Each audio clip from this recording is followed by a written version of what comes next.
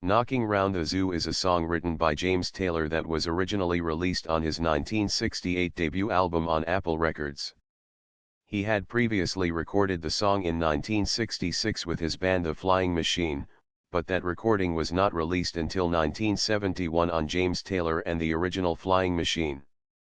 It was also released by Apple as a single in France, APF 506, backed with Something's Wrong. Knocking Round the Zoo and Something in the Way She Moves were included on the demo tape that Taylor sent producer Peter Asher that convinced him to sign Taylor to Apple.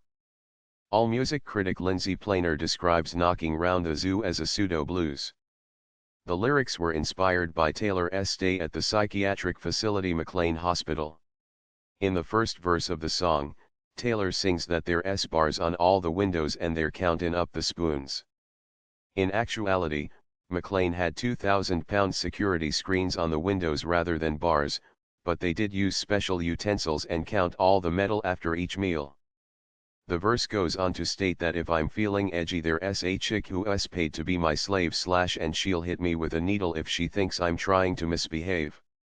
In the second verse, Taylor further sings of his anger towards the workers at McLean. In the third verse, Taylor sings of how he felt ostracized at McLean with lines such as "Now my friends all come to see me / they point at me and stare."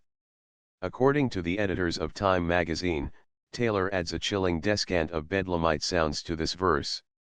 Rolling Stone magazine critic Timothy Krause describes the song's drum beat as sinister and its guitar playing as nervous, stating that this reflects the anger and impatience Taylor felt at McLean. Rolling Stone album guide critic Mark Coleman considers Knocking Round the Zoo a highlight of James Taylor, describing it as kicky and saying that it predicted the path Taylor would take in future recordings. Rolling Stone magazine critic John Landau says that it combines a subdued sense of humor with more naturalism. Taylor biographer Timothy White criticizes the ponderous prelude on string instruments that arranger Richard Hewson appended to the song on the James Taylor album. Rolling Stone magazine writer Jules Siegel criticized the song for sounding like a sadomasochistic fantasy.